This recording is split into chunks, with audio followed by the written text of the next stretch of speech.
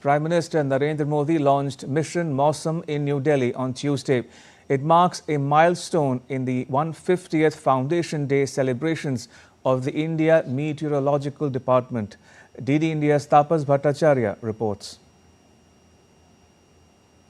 Step towards building a weather-ready and climate-smart nation, Prime Minister Narendra Modi unveiled Mission Mausam. This groundbreaking initiative was launched as part of the celebrations commemorating 150 years of the India Meteorological Department, showcasing India's commitment to advancing weather science and climate resilience.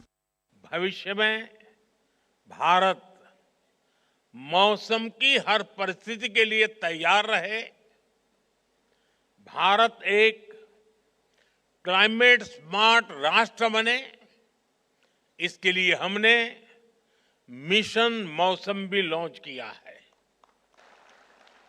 Mission मौसम sustainable future और future readiness को लेकर भारत की प्रतिबद्धता का भी प्रतीक है।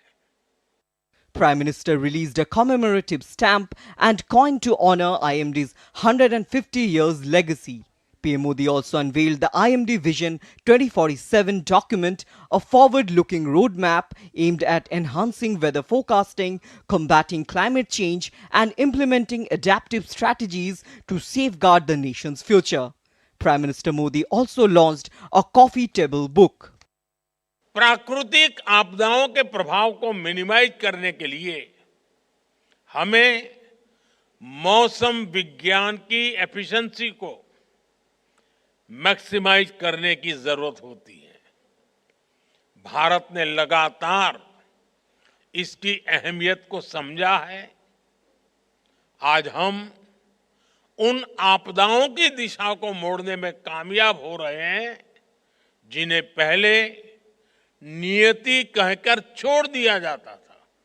बीते वर्षों में देश में कितने ही बड़े-बड़े साइक्लोन आए, आपदाएं आई, लेकिन ज्यादातर में हम जान हानि को जीरो या मिनिमल करने में सफल हुए।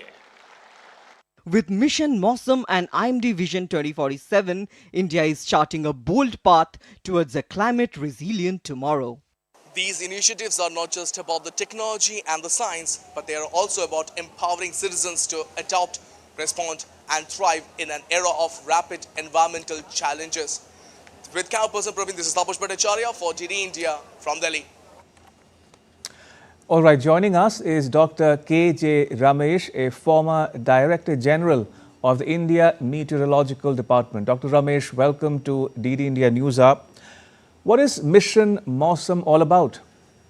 Mission Mausam is targeting India to take it to a weather-ready nation and then making it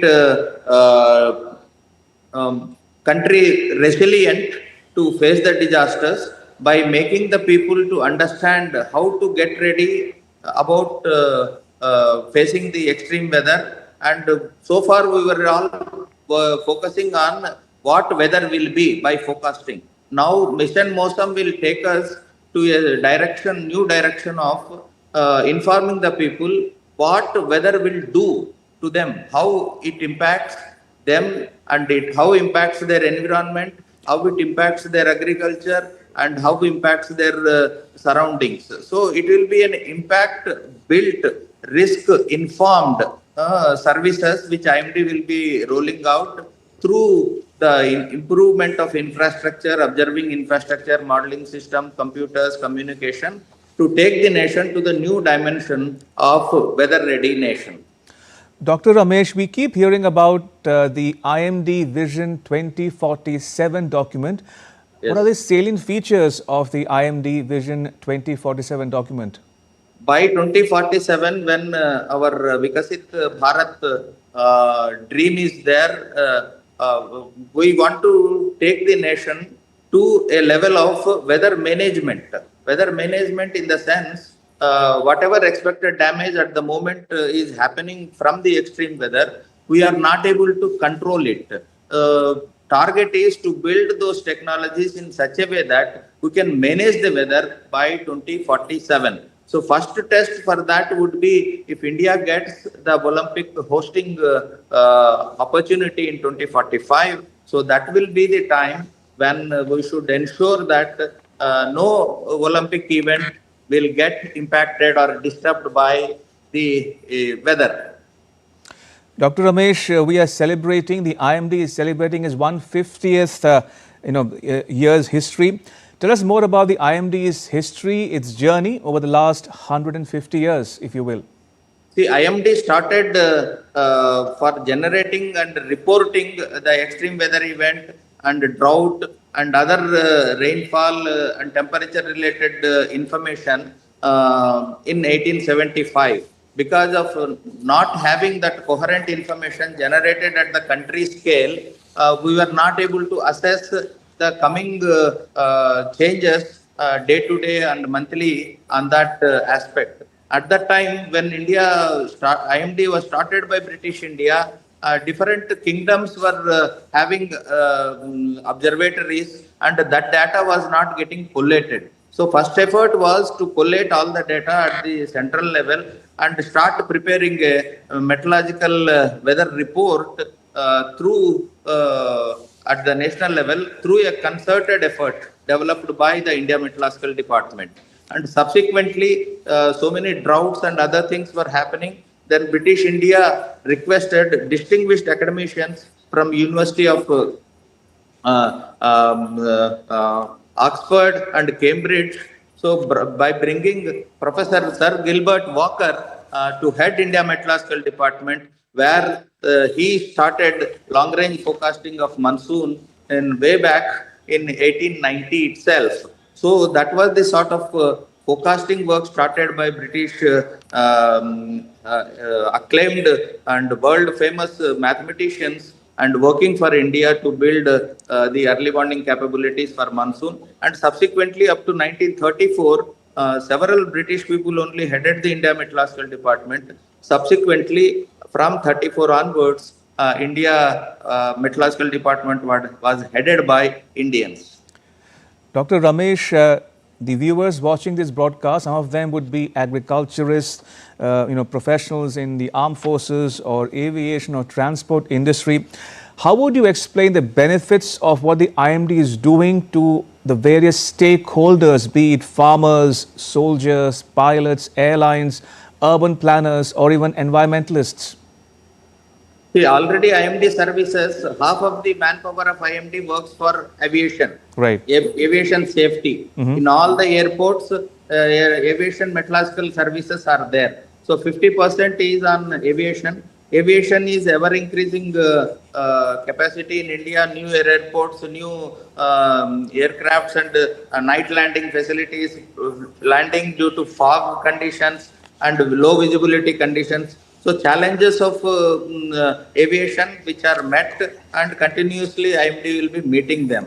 And then agriculture is the another area where weather-based agro-meteorological advisory services are acclaimed world over, provided by India. On water resources, Central Water Commission and IMD share the rainfall information at about 156 sub-river basins of India on daily basis for assessing the inflow forecasts from the rainfall happening in the catchment area to various reservoirs, and accordingly, based on the rainfall forecast, reservoir water releases are also planned. So water resources is already there. Now with the dengue and chikungunya, public health alerts are developed.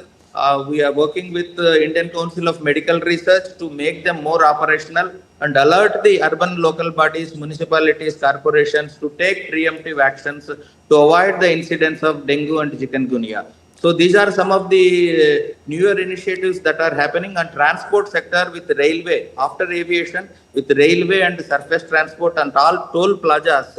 Some early warning systems for fog and highway visibility conditions, some efforts are going on. So they will be rolled out in very near future. But the more important sector is the power sector, where renewable energy, wind energy, solar energy, we are giving in a big way.